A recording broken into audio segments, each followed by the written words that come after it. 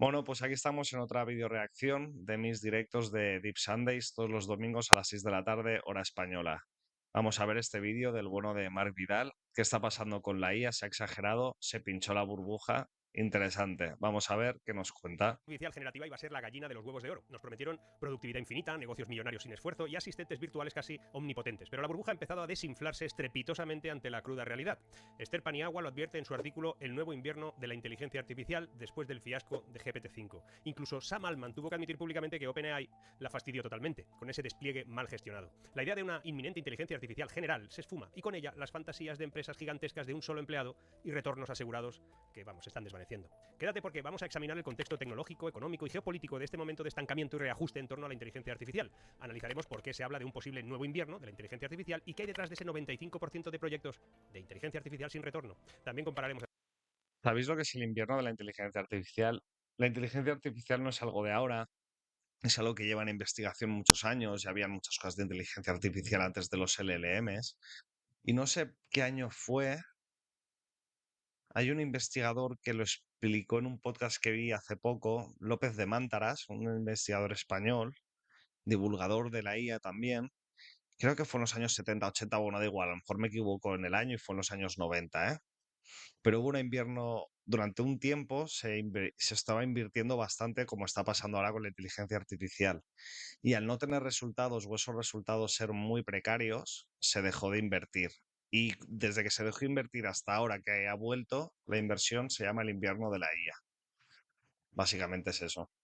A Estados Unidos con Europa, cómo encaran la carrera de la inteligencia artificial, sus políticas, sus inversiones, sus diferencias culturales, regulatorias y qué riesgos corremos en Europa especialmente con todo esto. Y por cierto, si quieres acceder a los informes escritos y detallados que complementan con más de 60 páginas estos contenidos, más 5 vídeos exclusivos cada semana y acceder a sesiones privadas conmigo que prepararemos en breve y a múltiples ventajas que vamos incorporando poco a poco, no lo dudes, hazte miembro del canal.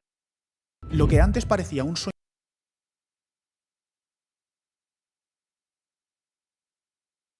Actualidad, solo el 13,5% de las empresas de la Unión Europea utiliza inteligencia artificial en su negocio. Volveré más tarde a este dato, pues se convertirá en el protagonista de este relato. La realidad es que muchas empresas han comprobado que la inteligencia artificial generativa no es una varita mágica prometida. Un informe del MIT reveló que el 95% de esas organizaciones no están obteniendo el retorno de inversión de sus proyectos con inteligencia artificial generativa, como te decía.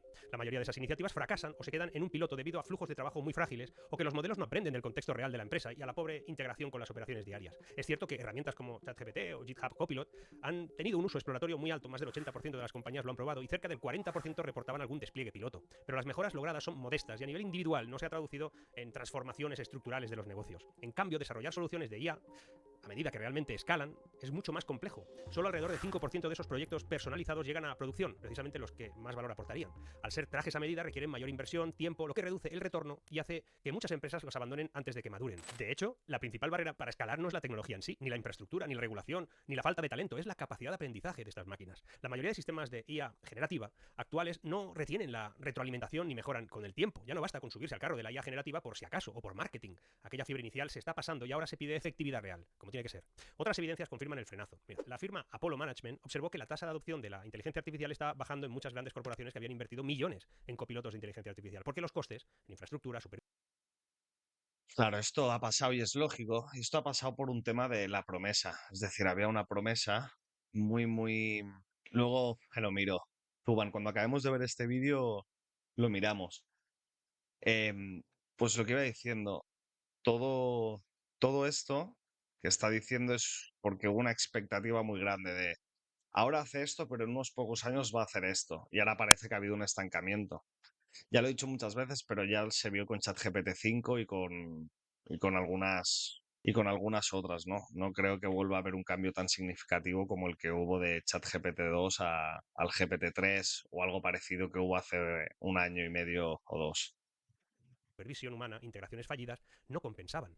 Algunas empresas como Duolingo, incluso Klarna, incluso ellos dieron marcha atrás en sus ambiciosos anuncios de sustituir todo su personal por inteligencias artificiales. Duolingo tuvo que recular tras el rechazo que generó la idea entre sus propios usuarios, al ver que no funcionaba tan bien. Klarna comprobó que la calidad de su servicio al cliente caía en picado con los chatbots de inteligencia artificial y obligándoles a volver a la intervención humana. Y mientras la IA generativa empresarial se ha topado con la cruda realidad, la vieja IA no generativa, es decir, los recomendadores de toda la vida, los sistemas de detección de fraude, la optimización logística, oye, siguen funcionando y aportan mucho valor sin tanto ruido. La lección es clara aquí. La tecnología solo aporta si resuelves problemas reales, no por su factor wow.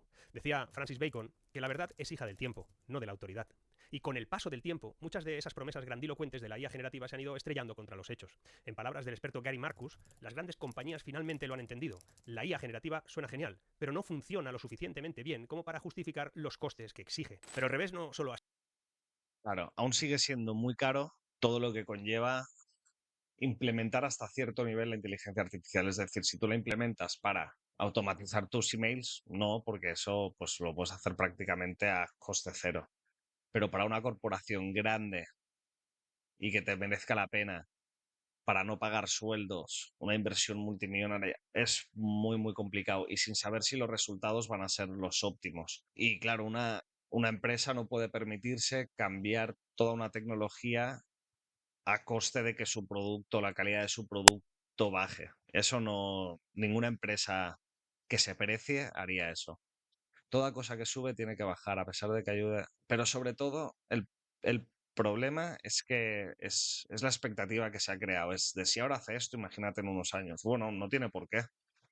No tiene por qué. A lo mejor ahora hace esto y durante los próximos 10 años hace esto de forma más eficiente, pero no va a hacer cosas nuevas de repente, sino esos a lo mejor son 5 6 7 10 o 20 años de investigación. Nunca se sabe.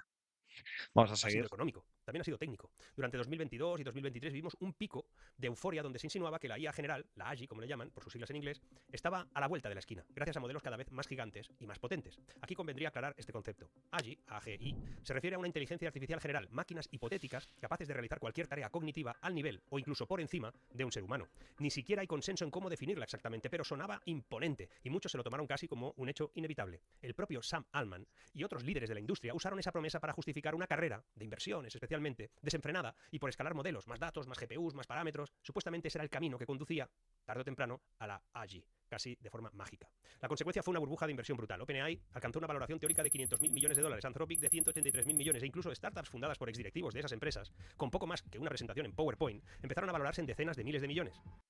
Todo esto va a petar y eso no es sostenible que haya tanta inversión sin ver unos resultados apabullantes. A pesar de que creo que ha sido esta semana pasada o hace pocos días que OpenAI ha cerrado un acuerdo de 300 billones con Oracle. Es una locura. Pero bueno, supongo que ellos también tendrán información que ni Mark Vidal, ni yo, ni nadie del chat, ni nadie que vea el vídeo tiene. Entonces, nunca se sabe. Pero creo que ha pasado siempre en cualquier industria, pasó hace unos años con las .com, ha pasado con cada tecnología que ha aparecido. Parece que va a ser un game changer, que de hecho lo es, va a cambiar el juego, pero no tan rápido como nos pensamos, yo creo.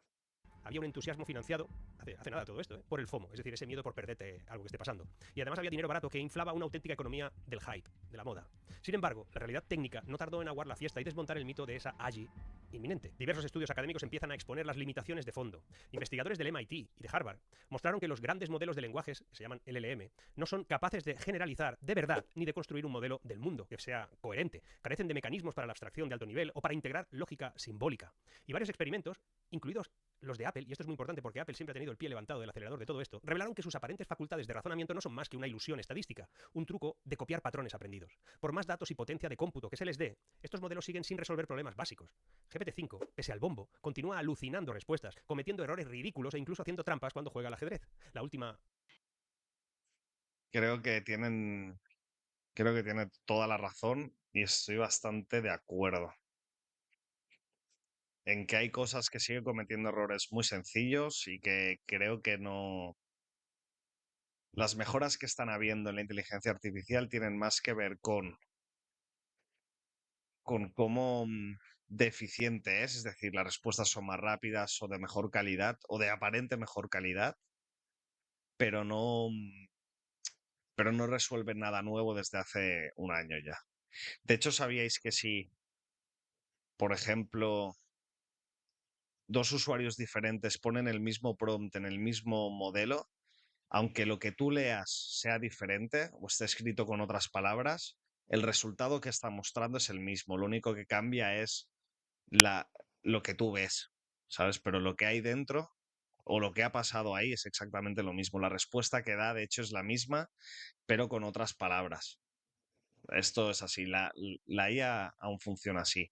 Sí que es verdad que puede cambiar algunas cosas si te conoce un poco y los gustos, pero en el fondo la respuesta va a ser siempre la misma, aunque las palabras que use sean diferentes. Esto es muy importante entenderlo.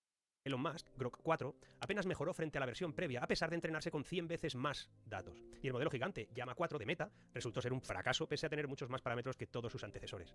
¿Qué pasa aquí? Pues mira, para colmo, llamar inteligencia a lo que hacen los LLM fue, como dice Esther Paniagua, un regalo envenenado del marketing. En realidad son máquinas de predicción de tokens, no razonadores de propósitos generales. No entienden, no correlacionan, no planifican, no completan. ¿Por qué generan textos entonces? Y a veces nos pueden parecer muy buenos, porque han memorizado patrones estadísticos de millones de documentos y predicen la siguiente palabra probable, no porque comprendan lo que están diciendo.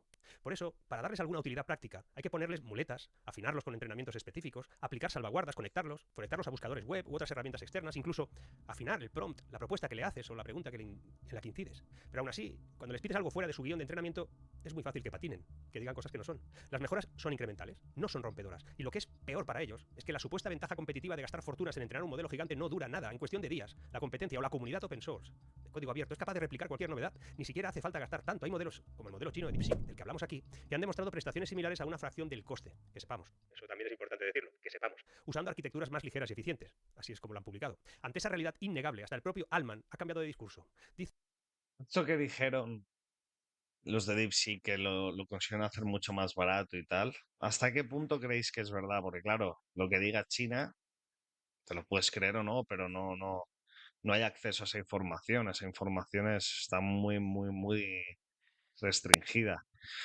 No lo sé, puede ser que sí, puede ser que no. Vamos a seguir, es muy interesante lo que comenta Mark en este vídeo.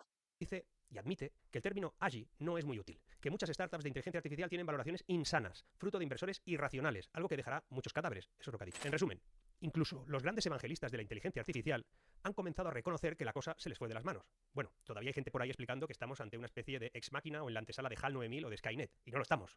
Les resulte a ellos económicamente viable decirlo una y otra vez, pero es que no estamos ahí, no vamos todavía ahí. Como en todo, lo importante en esta vida es centrarse en el uso real y potencial de una tecnología nueva, porque es ahí donde se debería de plantear estrategias de beneficio empresarial, de políticas de empleo, de análisis de cómo irá erosionando el modelo laboral actual y los desafíos y riesgos que corre un mundo en el que vayamos poco a poco perdiendo empleos que puedan hacer humanos mejor que una máquina. Va a pasar, poco a poco, más despacio de lo que pensamos, y eso es una ventaja para ir preparando el futuro y el mundo al que vamos. Dejando de lado la fantasía de la AGI inmediata, ahora las empresas empiezan a enfocarse sobre dónde la IA sí aporta valor. ¿Dónde exactamente? En automatizar procesos concretos, tediosos, clasificación de documentos, revisión de contratos, seguimiento financiero, pagos, gestión de logística.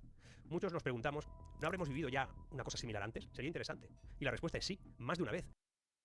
Sí, esto creo que lo hemos comentado antes, creo que ha pasado siempre en la historia, muchísimas veces, como ha dicho el bueno de Mark. La primera sería en las .com recientemente, en los años 90. Hubo una inversión masiva en ese sector y la gente, el público no estaba preparado. Y creo que aquí está pasando lo mismo. Es decir, la gente, los que tienen puestos grandes que importantes en empresas que toman decisiones, no usan la inteligencia artificial como la podemos estar usando nosotros. Por lo tanto, ese desconocimiento hace que no se use en ciertas cosas que se podría estar usando. Por lo tanto, lo que genera es esto. Vamos a ver qué dice. Estamos en 2025, pero el guión parece sacado del Hype Cycle de Gartner, que es una teoría de las revoluciones tecnológicas que se explica a través de una curva de sobreexpectación que habla de una tecnología nueva pasando del entusiasmo desmedido a la decepción y luego a la productividad.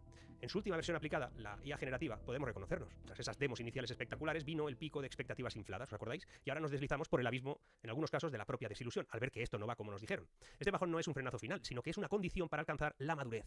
Después del hype viene algo mejor, inversión con cabeza, expectativas realistas y una conversación adulta sobre lo que estos sistemas son y no son, lo que pueden hacer y lo que no, y cómo materializar su valor. Decía Gartner que la burbuja de la IA generativa lleva desinflándose desde el año pasado y solo sobrevivirán a la caída aquellas aplicaciones y compañías que realmente aporten valor, comprendan los costes, sus límites, integren la IA con sentido común. Esas serán las que escalen la rampa de la consolidación, como dice, hasta la meseta de la productividad. Claro, esto pasa siempre con una nueva tecnología. Se crean muchas empresas, todas tienen inversiones muy grandes, a todas parece que les va bien, pero luego el propio mercado se va a autorregular y van a quedar los mejores competidores, aquellos que hayan entendido mejor de qué va esto, cómo tener un buen producto y cómo sacarle provecho. De hecho, he escuchado en algún momento que ChatGPT está pensando en un futuro en poner publicidad en sus respuestas. Yo creo que eso sería un error gravísimo y les dejaría fuera de esto. O sea, creo que monetizar así es un error bastante grande. Vamos a seguir. Vida, por cierto. Y mientras las demás lo que van a hacer es quedarse por el camino. Los que crean que tienen ahí el santo grial se la van a dar. Ojo que todavía hay quien no se ha bajado del hype. OpenAI, sin ir más lejos, acaba de firmar un contrato colosal con Oracle para comprar 300.000 millones de dólares en capacidad computacional en los próximos 5 años. Has leído bien, un montón de pasta. Y esto sugiere que algunos van a doblar la apuesta por la fuerza bruta, quizás esperando que la próxima generación de modelos sí traiga el salto cualitativo. Pero no lo saben, ¿eh? Veremos si esa inversión gigantesca acaba justificándose o se convierte en otro ejemplo de sobreconfianza y sobre todo de revaloración de acciones para alguna de esas empresas, que podría estar detrás de muchas. Imagínate ser Sam Altman, que te hayan metido 300.000 millones a 300 billones. Oracle en este caso, que es una empresa tech del sector y tal, y que el próximo modelo que sacas vuelva a ser un fracaso como lo ha sido GPT-5. Después de una cosa así, te quedan los días contados. A mí OpenAI me gusta el producto que tienen, pero a veces tengo dudas de si van a sobrevivir en un largo plazo, ¿eh? Imagino que sí por la de dinero que mueven, pero me sorprende. No sé. Muchas de estas cosas.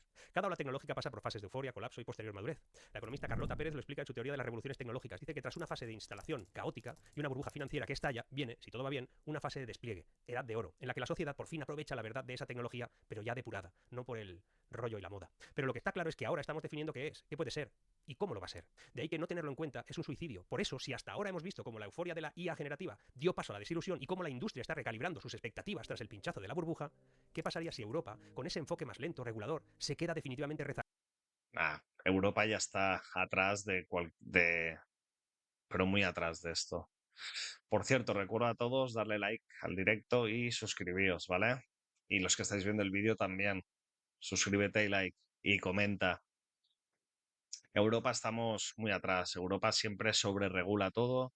Lo hemos intentado, bueno, hace poco, unos pocos años, sacaron una regulación para los coches que venían de China y a China le ha dado exactamente igual. Ha tenido que pagar un arancel, bueno, lo pagan y ya está.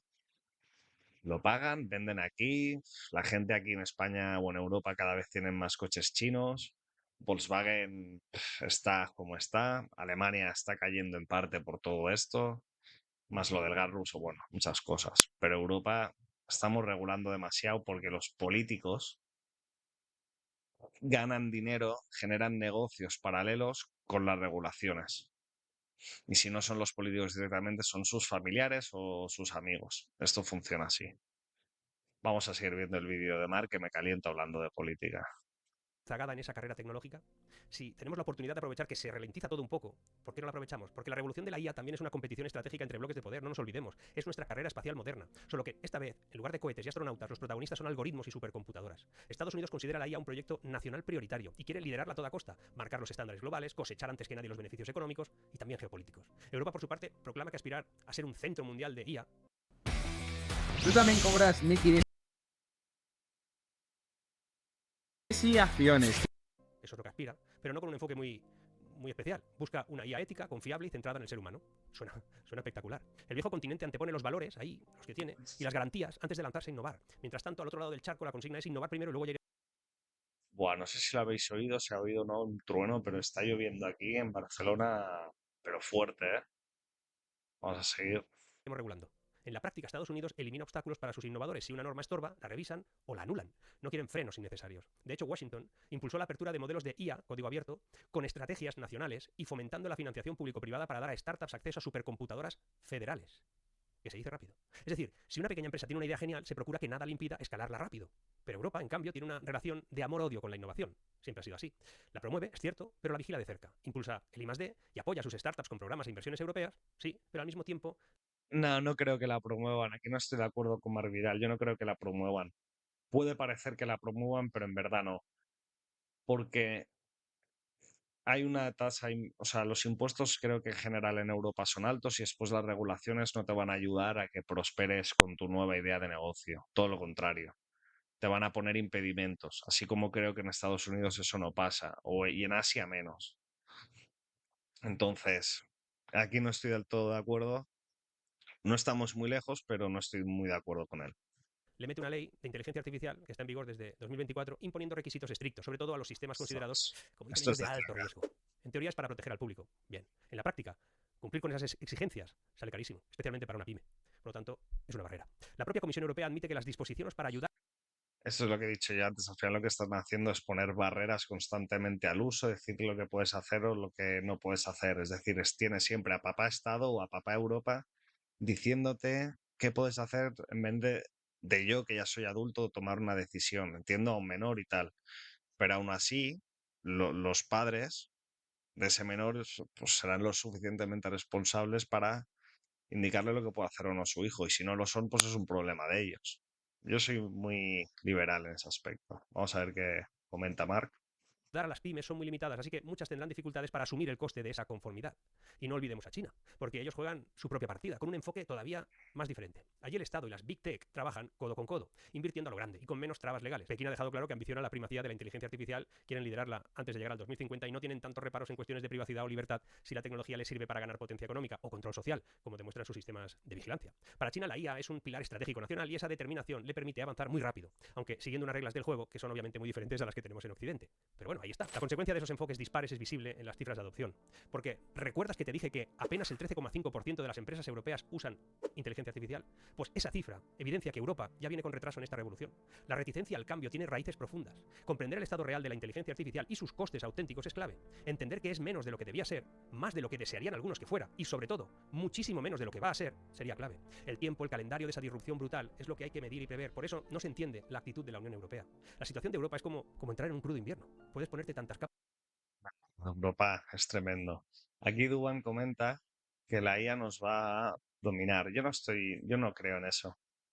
Y tengo razones. Primero hay que entender lo que es la inteligencia artificial, que no es más que una máquina, y que en este vídeo, o en no sé en qué vídeo ha sido, la inteligencia artificial no tiene un concepto de lo que es nuestro mundo, ni entiende lo que es, no entiende nada, no entiende lo que es un ser humano, no entiende lo que es la vista, simplemente tiene esos datos, pero no sabe lo que significan esos datos. No tiene un modelo del mundo como lo tiene un humano, ni tiene la capacidad de explicar nada, aunque a ti te parezca que te está explicando algo.